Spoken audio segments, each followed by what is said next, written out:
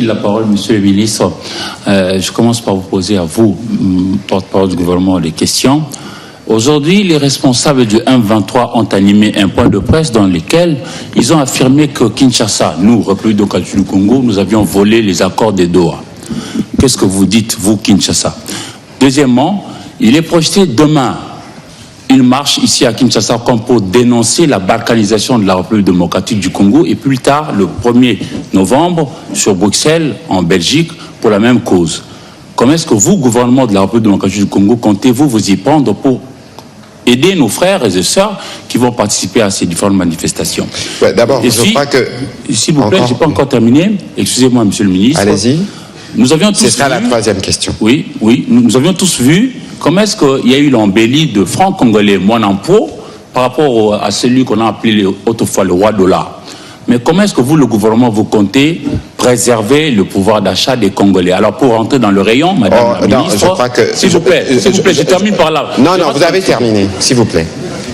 Je crois que vous avez terminé, Monsieur Isami, s'il vous plaît. Je crois qu'il y a un besoin pour nous tous de lire et de relire les documents que nous avons eu l'occasion de présenter ici. Nous avons présenté à la fois l'accord de Washington, nous avons aussi présenté le texte de l'accord de principe de Doha du 19. Murakoze bwana ministri, reka ntangire mbabaza ikibazo kijyanye n'imirimo yanyu nk'umuvugizi wa guverinoma. Uyu munsi abayobozi b'umutwe wa mama 23 bakoze ikiganiro n'abanyamakuru bavuga ko leta ya Kinshasa bavugaga Repubulika Iharanira Demokarasi ya Kongo ko yarenze ku masezerano ya Doha cyangwa se ko yayishe. Wowe nk'uhagarariye Kinshasa, ese urabivuga hiki? Icya kabiri, ejo hazaba imyigaragambyo karabutaka hano i Kinshasa yo kwamagana icyo bita gucamo Kongo ibice cyangwa se balkanisation ya Repubulika Iharanira Demokarasi ya Kongo. Ni nyuma yaho ku itariki ya mbere Ugushyingo hazaba indi myigaragambyo karabutaka izabera i Buruseli mu Bubiligi, nayo igamije kugaragaza icyo kintu kimwe mvuze haruguru. Ese guverinoma yanyu irateganya iki mu gufasha bene wacu abanyekongo bacu bazabitabiriye iyo myigaragambyo? Ikindi kibazo cya gatatu, twese twabibonye uko wenda ifaranga ry'igihugu ryakomeje kugenda rita agaciro. Navuga ko kuri ubu ngubu rigeze harindimuka imbere y'idolari. Ubwo rero twari tumenyereye wenda kuvuga ko umwami w'idolari kari ifaranga ryacu. Ese guverinoma irateganya iki wenda ku bijyanye no kurinda ubushobozi bwo kugarura ibintu mu murongo cyangwa se kongera kugarurira ibintu abaturage bacu? Niki mubivugaho? Nifuzaga ko mwadusubiza. Murakoze cyane. Ndumva hari ikintu kimwe gikwiriye kugarukwaho mbere ya byose. Tugomba gusoma ndetse no kongera gusoma neza inyandiko twagejeje hano imbere yanyu mu minsi yashize.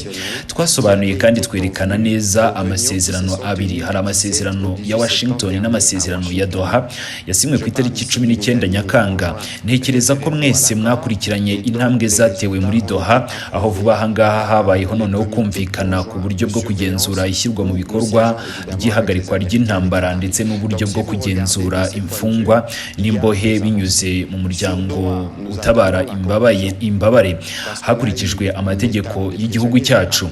Ni muri iyo nzira y'ubuhuza hari kandi uburyo bwashyizweho bwo gutanga raporo igihe habayeho impanuka cyangwa se ibikorwa bikaba bitajyanye neza n'ayo masezerano.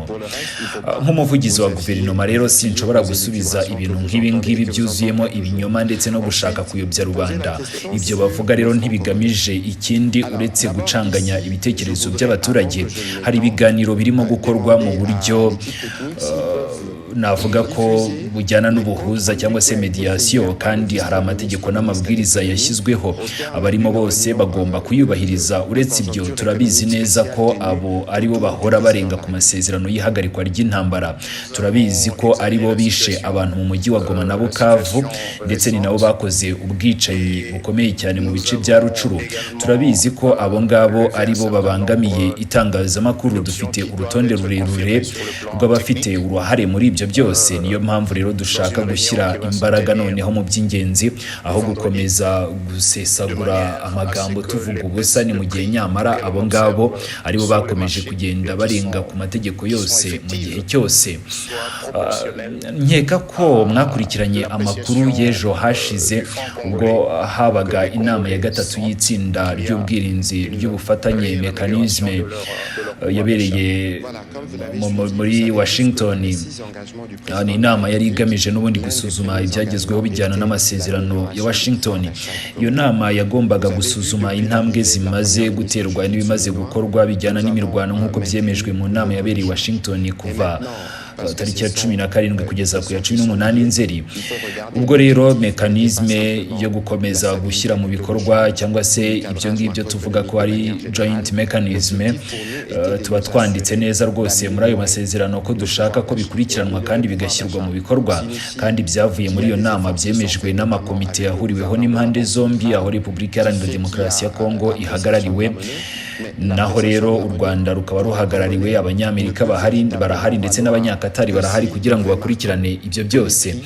Niba rero urebye muri urwo rwego hari intambwe ishimishije imaze guterwa ni kubyerekeye Doha, naho dutegereje umwanzuro wa nyuma. Twarangije rwose tugaragaza neza ko ikijyanye no guhererekanya imfungwa ko kizagenda neza nk'uko nabibabwiye mbere, tugamije ko ikijyanye no guhagarika intambara ko kibanza gushyirwa mu bikorwa, hanyuma natwe tukabona uko duhererekanya imfungwa. Ubu rero turimo gukora mu bindi by'ingenzi, ndizera ko mu minsi iri imbere muzabona amakuru arambuye. Icyo nsaba rero nuko mutajya rwose mwumva ibyo byose bavuga, kuko ibyo bavuga byuzuyemo ibinyoma bihoraho. Tue à Goma, qui tue à Bukavu, nous savons qui a massacré à Rutshuru, nous savons qui brime les médias, nous avons toute une liste de ceux qui sont responsables de toute cette situation. Donc, il vaut mieux de nous focaliser sur l'essentiel. Et sur l'essentiel, je crois que vous avez peut-être suivi, hier, il y a eu la 3e réunion du mécanisme conjoint de sécurité qui devait faire le point, notamment sur les premières actions de l'ordre opérationnel qui avait été convenu aux réunions qui se sont tenues du 17 au 18 septembre dernier à Washington. Je parle ici du mécanisme conjoint référez-vous à l'accord et dont les résultats ont été approuvés par les comités conjoints de surveillance où nous siégeons évidemment avec les Américains et les Qataris. Donc si vous regardez de ces points de vue, il y a des avancées. Sur Doha, nous attendons la conclusion. Parce qu'on a eu l'étape des prisonniers, je l'ai rappelé ici, on a eu l'étape du cessez-le-feu, et maintenant nous travaillons à l'essentiel. Je crois que dans les jours qui viennent, vous aurez des informations plus précises. Pour le reste, il ne faut pas vous fier aux élucubrations que vous entendez et que vous entendrez toujours.